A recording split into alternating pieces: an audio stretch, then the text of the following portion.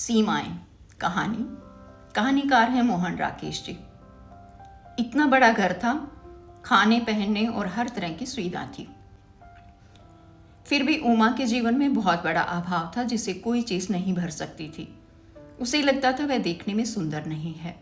वह जब भी शीशे के सामने खड़ी होती तो उसके मन में झुंझलाहट भर आती। उसका मन होता कि उसकी नाक लंबी हो, गाल जरा हल्के हों, थोड़ी आगे की ओर निकली हो और आंखें थोड़ा और बड़ी हों। परंतु अब यह परिवर्तन कैसे होता? उसे लगता कि उसके प्राण एक गलत शरीर में फंस गए हैं जिससे निस्तार का कोई चारा नहीं, और वह खिंचकर शीशे के सामने से हट जाती। उसकी माँ हर रोज गीता का पाठ करती थी। वह बैठकर गीता सुना करती थी। कभी माँ कथा सुनने जाती तो वह साथ चली जाती थी। रोज रोज पंडित की एक ही तरह की कथा होती थी। नाना प्रकार कर करके नारद जी कहते भये, हे राजन, पंडित जी जो कुछ सुनाता था उसमें उसकी जरा भी रुचि नहीं रहती थी। उसकी माँ कथा सुनते सुनते ऊँघने लगती थी। वह दरी पर बिखरे हुए फूलों को हाथ में लेकर मसलती रहती थी। घर में माँ ने ठाकुर जी की मूर्ति रखी थी जिसकी दोनों समय आरती होती थी। उसके पिता रात को रोटी खाने के बाद 84 वैष्णव की वार्ता में से कोई वार्ता सुनाया करते थे। वार्ता के अतिरिक्त जो चर्चा होती उसमें सतियों के चरित्र और दाल आटे का हिसाब, निरंकार की महिमा और सोने चांदी के भाव, सभी तरह के विषय आ जाते। वह पिता द्वारा दी गई जानकारी पर कई बार आश्चर्य प्रकट करती, पर उस आश्चर्य में उत्साह नहीं होता। उसे मिडिल पास के 4 साल हो गए थे। तब से अब तक वह उस संधि काल में से गुजर रही थी जब सिवा विवाह की प्रतीक्षा करने के जीवन का और कोई तय नहीं होता। माता पिता जिस दिन भी विवाह कर दें उस दिन उसे पत्नी बनकर दूसरे घर में चली जाना था। ये महीने 2 महीने में भी संभव हो सकता था और 2-3 साल और भी प्रतीक्षा में निकले जा सकते थे। उमा कुछ कर नहीं रही थी, फिर भी अपने में व्यस्त थी। बैठी थी, लेट गई, फिर उठकर कमरे में टहलने लगी, फिर खिड़की के पास खड़ी होकर गली की ओर देखने लगी और काफी देर तक देखती रही। सवेरे रक्षा उसे सरला के ब्याह का बुलावा दे गई थी। वह कह गई थी कि वह 5:30 बजे तैयार रहे, वह उसे आकर ले जाएगी। पहले रक्षा ने उसे बताया था कि सरला का किसी लड़के से प्रेम चल रहा है जो उसे चिट्ठियों में कविता लिखकर भेजता है और जलती दोपहर में कॉलेज के गेट के पास उसकी प्रतीक्षा में खड़ा रहता है। आज वह प्रेम फलीभूत होने जा रहा था। प्रेम यह शब्द उसे गुदगुदा देता था। राधा और कृष्ण के प्रेम की चर्चा तो रोज ही घर में हुआ करती थी, परंतु उस दिव्य और अलौकिक प्रेम के बखान से वह विभोर नहीं होती थी। परंतु यह प्रेम, उसकी सहेली का किसी लड़के से प्रेम, यह और चीज थी। इस प्रेम की चर्चा होने पर मलमल के जामे सा हल्का आवरण स्नायुओं को छू लेता था। उमी, माँ खिड़की में उसके पास आकर खड़ी हो गई। उमा ने जरा चौंक कर माँ की ओर देखा। तुझे अभी तैयार नहीं होना? माँ ने पूछा। अभी तैयार हो जाऊंगी, ऐसी क्या जल्दी है? और उमा की आंखें गली की ओर ही लगी रही। जाना है तो अब कपड़े वपड़े बदल ले, माँ ने कहा। बता, साड़ी निकाल दो कि सूट? जो चाहे निकाल दो, उमा अनमयस्क भाव से बोली। तेरी अपनी कोई मर्जी नहीं? उसमें मर्जी का क्या है? जो निकाल दोगी पहन लूंगी। उसे अपने शरीर पर साड़ी और सूट दोनों में से कोई चीज अच्छी नहीं लगती थी। कीमती से कीमती कपड़े उसके अंगों को छूकर जैसे मुरझा जाते थे। रक्षा सवेरे साधारण खादी के कपड़े पहनकर आई थी, फिर भी बहुत सुंदर लग रही थी। उमा खिड़की से हटकर शीशे के सामने चली गई। मन में फिर वही झुंझलाहट उठी। आज वह इतने लोगों के बीच जाकर कैसी लगेगी? माँ ने सुबह मना कर दिया होता तो कितना अच्छा था। अब भी यदि वह रक्षा से ज्वर या सिरदर्द का बहाना कर दे। वह अपने मन की दुर्बलता को तरह तरह से सहारा दे रही थी। कभी चाहती थी कि रक्षा उसे लेने आना ही भूल जाए, कभी सोचती कि शायद ये सपना ही हो और आंख खुलने पर उसे लगे कि वह यूं ही डर रही थी।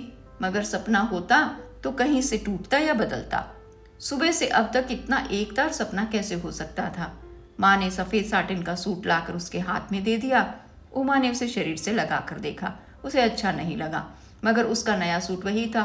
उसने सोचा कि एक बार पहनकर देख ले, पहनने में क्या हर्ज है। सूट की फिटिंग बिल्कुल ठीक थी।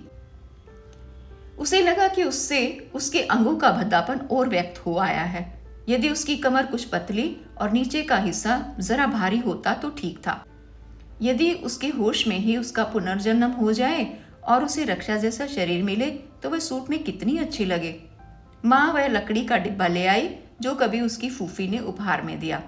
उसमें पाउडर, क्रीम, लिपस्टिक और नेल पॉलिश कितनी ही चीजें थी। उसने उन्हें कई बार सूंघा तो था, पर अपने शरीर पर उनके प्रयोग की कल्पना नहीं की थी। उसने माँ की ओर देखा। माँ मुस्कुरा रही थी। ये किसके लिए लाई हो? उमा ने पूछा। तेरे लिए और किसके लिए? माँ बोली। ब्याह वाले घर नहीं जाएगी तो उसके लिए इन सब की क्या जरूरत है? वैसे जाना लोगों को बुरा लगेगा। घड़ी दो घड़ी की तो बात है। लाला जी ने देख लिया तो वे देर से घर आएंगे तो लौट कर साबुन से मुंह धो लेना। परंतु उसके मन का परंतु नहीं निकला, पर वह मना भी नहीं कर सकी। उसकी इच्छा न हो ऐसी बात नहीं थी, पर मन में आशंका भी थी। वह उन चीजों को अनिश्चित सी देखती रही। माँ दूसरे कमरे में चली गई। लिपस्टिक उसने होठों के पास रखकर देखी, फिर मन हुआ कि हल्का सा रंग चढ़ाकर देख ले। चाहेगी तो पल भर में तौलिए से पहुंच देगी। जो जो होठों का रंग बदलने लगा, उसके मन की उत्सुकता बढ़ने लगी। तौलिए से होठ छिपाए हुए वह जाकर खिड़की के किवाड़ बंद कर आई। फिर शीशे के सामने आकर वह तौलिए से होठों को रगड़ने लगी। उससे रंग कुछ फीका तो हो गया, पर पूरी तरह नहीं उतरा। फिर तौलिया रखकर उसने पाउडर की डिबिया उठा ली। मन ने प्रेरणा दी कि तौलिया है, पानी है, 1 मिनट में चेहरा साफ हो सकता है। और वह पफ से चेहरे पर पाउडर लगाने लगी। पफ रखकर जब उसने चेहरे को हाथ से मलना आरंभ किया, तभी सीढ़ियों पर पैरों की खटखट सुनाई दी। इससे पहले कि वह तौलिए में मुंह छिपा पाती, रक्षा दरवाजा खोलकर कमरे में आ गई। उमा के लिए अपना आप भारी हो गया। तैयार हो गई परी रानी? रक्षा ने मुस्कुरा कर पूछा। परी रानी? परी रानी शब्द उमा को खटक गया। उसे लगा कि उस शब्द में चुभती हुई चोट है। 5:30 बज गए? 5:30 बज गए? उसने कुंठित स्वर में पूछा। अभी 10-12 मिनट बाकी हैं, रक्षा ने कहा। समझ रही थी अभी 5 भी नहीं बजे, उमा ने किसी तरह मुस्कुरा कर कहा। उसकी आंखें रक्षा के शरीर पर स्थिर हो रही थी। आसमानी साड़ी के साथ हीरे के टॉप्स और सोने की चूड़ियां पहनकर रक्षा बहुत सुंदर लग रही थी। माँ ने अंदर से पुकारा तो उमा को जैसे वहां से हटने का बहाना मिल गया। अंदर गई तो माँ वह मखमली डिबिया लिए खड़ी थी जिसमें सोने की जंजीर रखी थी। वह जंजीर माँ के ब्याह में आई थी और उमा के ब्याह में दी जाने के लिए संदूक में संभाल कर रखी हुई थी। माँ ने जंजीर उसके गले में पहना दी तो उमा को बहुत अजीब लगने लगा। रक्षा इधर आवाज दे रही थी, इसलिए वह माँ के साथ बाहर कमरे में आ गई। उसके बाहर आते ही रक्षा ने चलने की जल्दी मचा दी। जब वह चलने लगी तो माँ ने पीछे से कहा, रात को मंदिर में उत्सव भी है, हो सके तो आते हुए दर्शन करती आना। वह सीढ़ियों से उतरकर रक्षा बहुत जल्दी इधर उधर लोगों से उलझ गई। वह यहाँ से वहां जाती, वहां से उसके पास और उसके पास से और किसी के पास। उमा सोफे के एक कोने में सिमट कर बैठी रही। जब उसकी रक्षा से आंख मिल जाती तो रक्षा मुस्कुराकर उसे उत्साहित कर देती। जब रक्षा दूर जाती तो उमा बहुत अकेले पड़ने लगती। वह बत्तियों से जगमगाता हुआ घर उसके लिए बहुत पराया था। वहां फैली हुई महक अपनी दीवारों की गंध से बहुत भिन्न थी। खामोश अकेलेपन के स्थान पर चारों ओर खिलखिलाता हुआ शोर सुनाई दे रहा था। वह एक प्रवाह था जिसमें निरंतर लहरें उठ रही थी, पर वह लहरों में लहर नहीं, एक तिनके की तरह थी, अकेली और एक और को हटी हुई। रक्षा कुछ और लड़कियों को लिए हुए बाहर से आई और उसने उन्हें उसका परिचय दिया।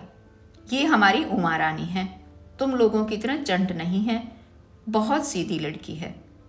उमा को इस तरह अपना परिचय दिया जाना अच्छा नहीं लगा, फिर भी वह मुस्कुरा दी। रक्षा दूसरी लड़कियों का परिचय कराने लगी। ये कांता है, इंटर में पढ़ती है। अभी अभी इसने कॉलेज के नाटक में जूलियट का अभिनय किया था, बहुत अच्छा अभिनय रहा। ये कंचन है, आजकल कला भवन में नृत्य सीख रही है। और मनोरमा, ये कॉलेज के किसी भी लड़के को मात दे सकती है। परिचय पाकर उमा अपने को उनसे और भी दूर अनुभव करने लगी। उन सब के पास करने के लिए अपनी बातें थी। वह उस दिन, वह बात आदि संकेतों से वे बरबस हंस देती थी।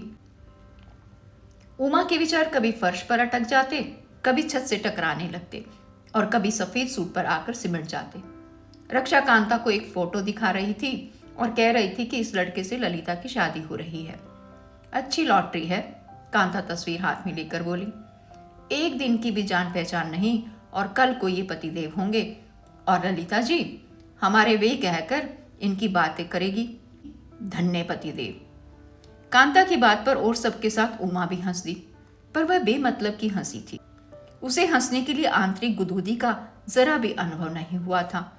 उसके स्नायु जैसे जकड़ गए थे, खुलना चाहते थे लेकिन खुल नहीं पा रहे थे। बात में से बात निकल रही थी, कभी कोई बात स्पष्ट कही जाती और कभी सांकेतिक भाषा में। सहसा बात बीच में ही छोड़कर रक्षा एक नव युवक को लक्षित करके बोली, आइए भाई साहब, लाए हैं आप हमारी चीज? भाई माफ कर दो, नवयुवक पास आता हुआ बोला, तुम्हारी चीज मुझसे गुम हो गई। हाँ, गुम हो गई? साथ आप नहीं गुम हो गए? रक्षा धृष्टता के साथ बोली। अपना भी क्या पता, नवयुवक ने कहा, इंसान को गुम होते देर लगती है।